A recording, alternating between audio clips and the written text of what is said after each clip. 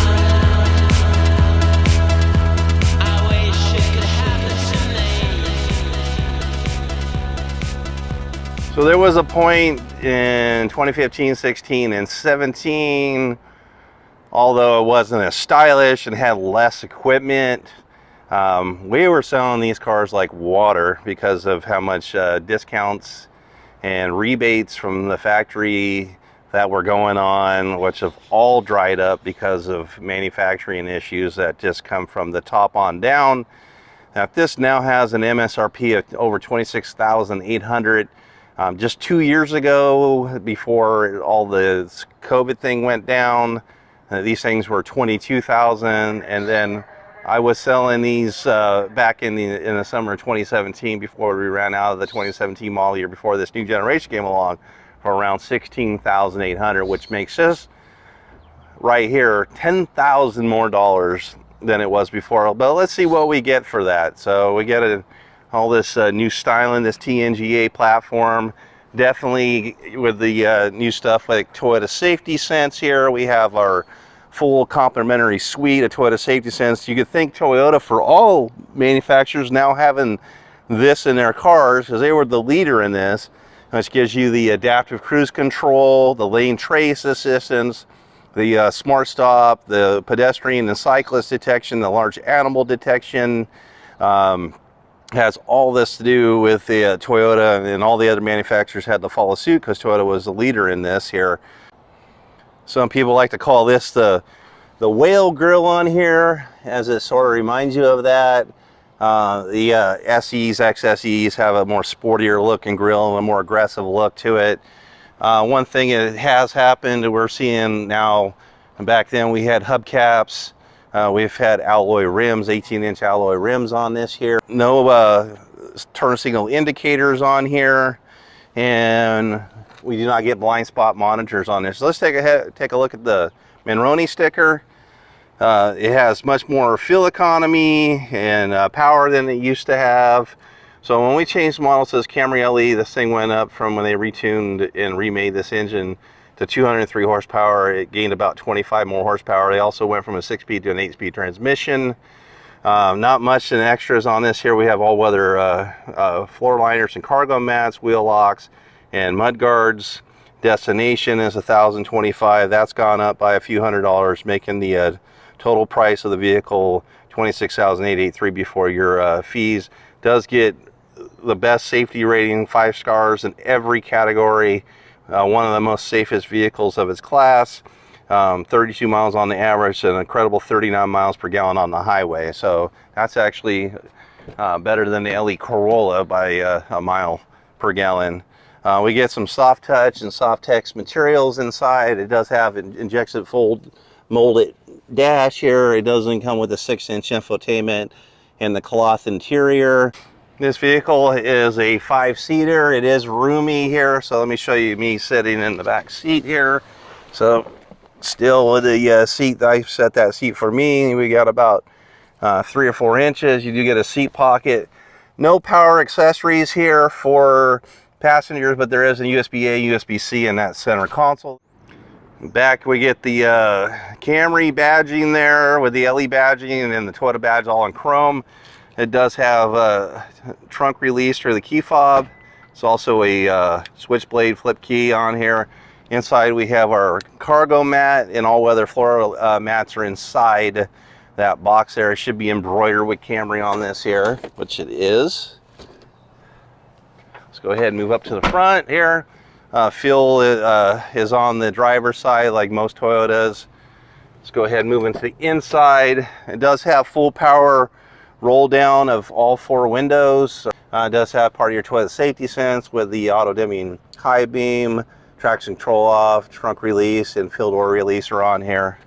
This one is a power driver's seat, but no memory set, so it's the 10-way with power lumbar in this level. Let's go ahead and take a look at the startup sequence on this.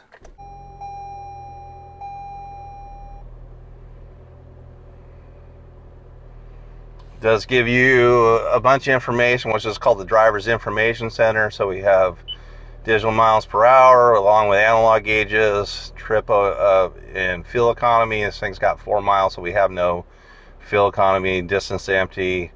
We have our lane departure, lane steer assist, and lane trace screens, adaptive cruise control screen. No messes. There's a problem with this vehicle. It's going to tell you what's wrong with this vehicle. And all your different Toyota safety sense stuff is on this screen here. So quite a bit of stuff on here. And then back over to the information screen. It does get the smaller of the 2 infotainments on here. So let's take a look at this in reverse. There it only has the blue lines, no predictive yellow lines on there, but a decent clear screen for backing up. Hard buttons on here. It does support Apple CarPlay and Android Auto. Dual climate control is on this one here. So we're getting dual climate control. Fan speeds, flows, AC on and off, inside, outside air. And front defrost is on here. Rear defrost button over here. And we have power in our primary port for our Apple CarPlay Android, regular 12-volt power, storage for your cell phones. Again, this is an HB with sequential shift. And then we have drive modes on here. You could put an eco, normal, and sport mode. Couple cup holders. Again, in the center console is a USB-A, USB-C on here. Up on top, we have a few buttons. So we're getting LED lighting in here for the reading lights. Same with the dome lights, vanity mirrors, sun visors, regular rear view mirror, no auto dimming mirror with SOS button, which is an everything Toyota. It's a shared platform with a couple other manufacturers, but so I would call it OnStar for Toyota. So let's go ahead and take this on a test drive, and let me tell you how I think it drives. So talking normal voice is like high 70 decibels. This car to me is just whisper quiet. It has insulation underneath, insulation in the engine bay, and acoustic windshields, thicker side glass. And I would say when it was a $20,000 car, it was the best riding vehicle that I know of, because I get to drive everything, especially with our pre-owned, so I get to get in everything. The best riding vehicle for its money. So, and I'm still thinking the same as I've been in so many other things, how quiet it is, and responsive, and fuel efficient, and safe. And seats are a little bit firm, but they're comfortable. Again, you got 10-way power adjustments on this here, so you have a lot of adjustability, and just it gets up to speeds. That's 50 miles an hour, and I'm barely touching the pedal. So I think it's reasonably good at getting up to speed. So that's our lane departure there. So I have that on. And this is a pretty beat up road. And going through here with Tacomas and Tundra, you feel a little bit of rattling. You can hear it in the vehicle. This thing's just floating over this here. So I'm going to take this S-curve here.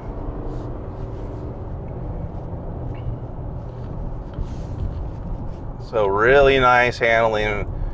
You know, you still get a nice feel of the road, like you're connected with the road. Not too much body roll here. It's a little bit spongy on the curb, but it's basically trying to absorb the bumps, and it's just doing a great job here. So let's go ahead, and we're going to get up to this bump in about 200 or 300 more yards. It's up here. A few months ago they had a water issue here, so they've fixed this patch. So here we go. There we go. The nicest I've been in as far as I can remember. Just rides beautifully over this, and it's, again, I could whisper and talk in this car and without any issues. It's so quiet. All right, I put it in sport mode here so we can give it a go. Again, usually about 70 miles an hour. Has been to this big fat sign that says Sacramento on it, so on other vehicles. So let's see what it takes me to get up to 70 here. All right, 70 right there. So it is slower than a Tundra. It is slower than the Camry hybrid that I've done before. So there you go. But still reasonably good. And see how nice it holds the road. Still doing pretty good. Again, across the line. This cruises right through here. All very confident, very smooth. I'm in highway speeds, and the noise is outside. You hear a little bit, but far less than other vehicles I've done test drives for my YouTube channel. Again, Mike Hamilton. So not sure if Toyota's making any more profit, but just the cost of manufacturing and the cost of extra equipment. Or again, you have things that weren't in the older vehicle, like XM radio, Apple CarPlay, Android Auto, this full suite of Toyota Safety Sense. There's additional structure, rigidity for rollover and crashing, and a better engine that's more fuel efficient. So when I was talking to one of our reps from Toyota, not the manufacturer and the engineers, but they say that's about $5,000 in addition when they first came out with this vehicle and the added equipment. Versus what the old models were costing that wasn't in the vehicle. So that does make a lot of sense.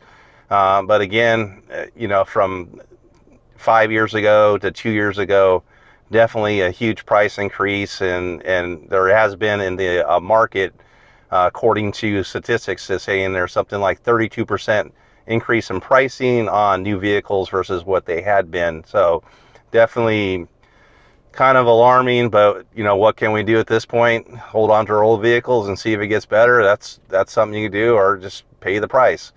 Thank you for watching, and we'll see you next time.